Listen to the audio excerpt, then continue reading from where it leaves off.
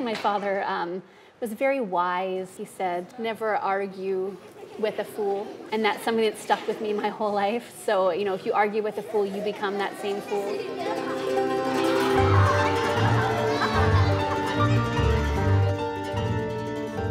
I absolutely enjoy it. It's very fun for me. Every time I'm on stage, you know, it feels like the first time every time I walk in and I sort of play with the audience.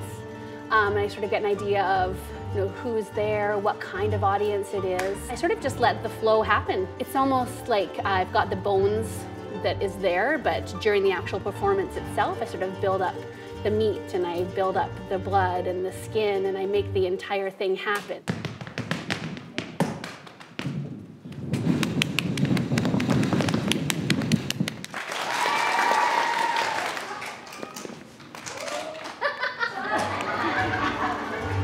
You can almost taste it and you can feel it. What is there? Is it big? Is it small? Is it water? Is it beer? You know, what's in there? And have a much better understanding of what that would look like if you're drinking it.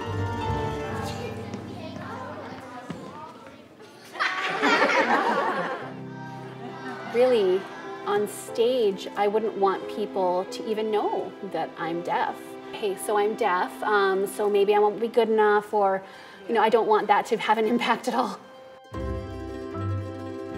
American Sign Language is really across North America.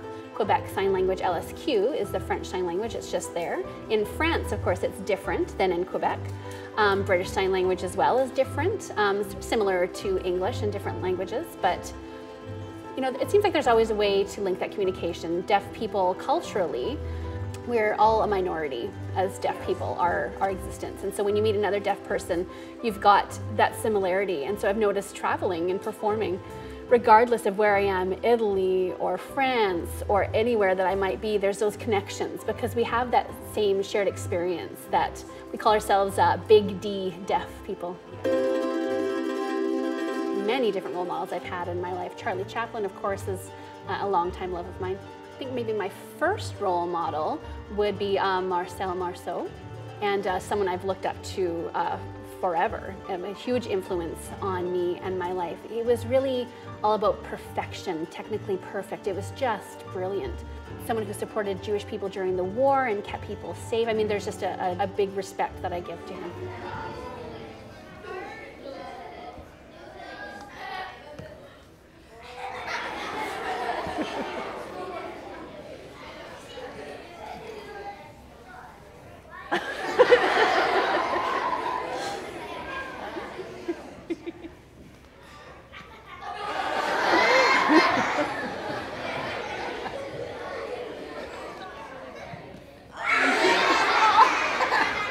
Lots of kids who came up and were very excited, but they knew I was deaf and they saw it as positive as opposed to a negative thing, and they looked up to that. So I think it really changed their mind about deaf people and the deaf experience overall. I'm almost like an ambassador, I'd like to say, to show that sort of thing to people. Oh, yeah. Good. Open the mouth. Open hands. Yes. Where did you learn like to move it like In Russia. I learned in Russia a long time ago when I was growing up. I went to school there. There was the same age as you. There was a miming group that I joined. Can I hammer you? No. You know, it's a very sort of colorful background, a cultural background I have. I grew up in Russia myself. My mother was Jewish, my father was Russian. You know, there was a lot of people who were against Jewish people growing up, and so that was a big part of who I was growing up. But, you know, funnily, people would make friends with me regardless of their backgrounds. So one positive was having humor and being able to make friends and be active and be silly. I think I'm different from the general population. I remember when I was 13 or 14, I'd asked my mother to buy me a boom box. And, you know, she thought, well, you're deaf, what on earth do you need that for? But, you know, decided to go ahead and buy that for me. And so I would listen to music. I put it on the bed and put the blankets and everything over top, and I could feel. My favorite was Boney M.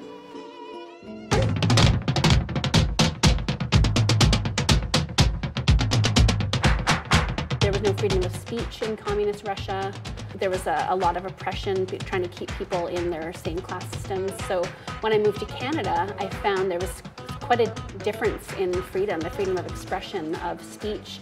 You could say exactly what you wanted when you wanted to, and so it really was very empowering for me. You know, I just kept going and kept working through any struggles I might have had.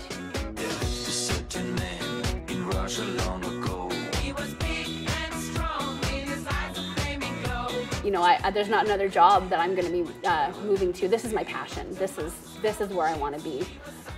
The challenge is, of course, to make money. I'd be happy to go back with Cirque du Soleil, absolutely. I mean, it was absolutely my favorite place to work.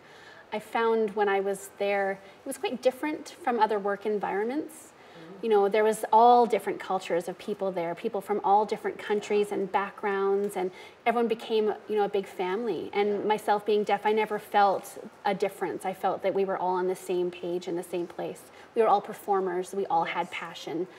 You know, it was the highest quality. Everyone really worked hard to get into that position, so it was quite a difference. It was a very enjoyable experience for me.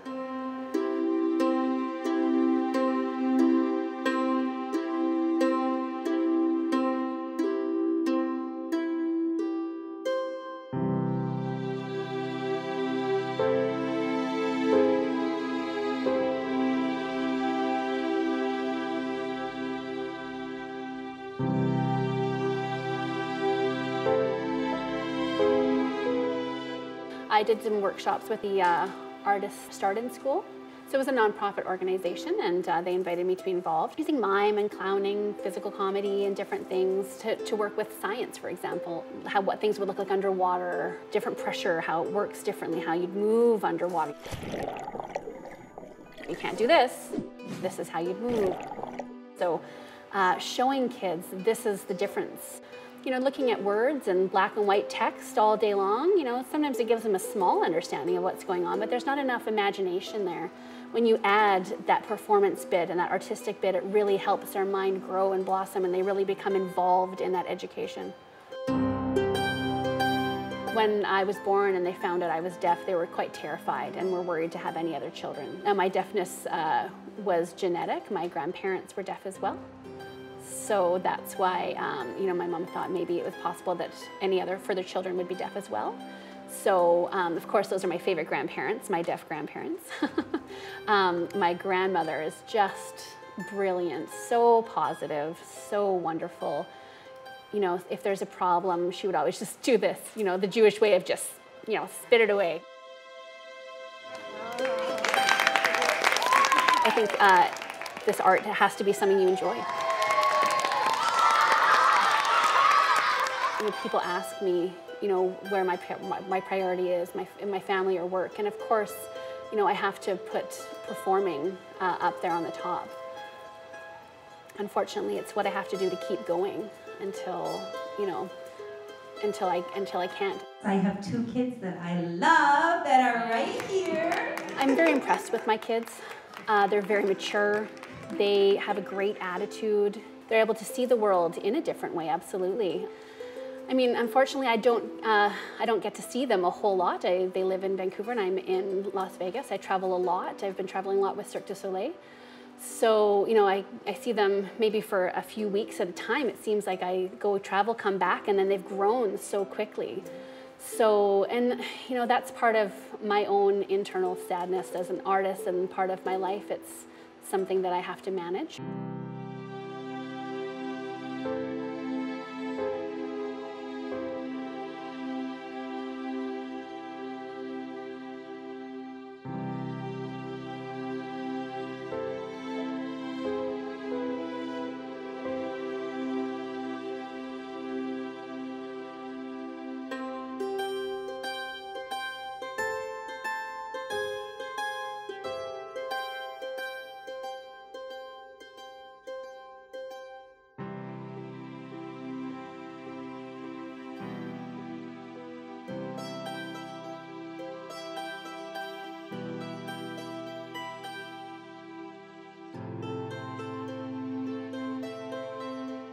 You know, there's a lot of family that I have all over the place, and that's very difficult for me.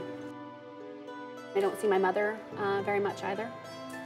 But every time, you know, I'm upset and maybe shed a tear, but, you know, again, my ex-wife is wonderful. She says, you know, you're serving people and, you know, that's just who you are. I guess I'm like a fish. I need water. You got to jump in. You know, you've got to be brave. You have to have that passion. You have to fight for what exactly you want. I want that water. You know, I want to get in there. There's no other choice for me.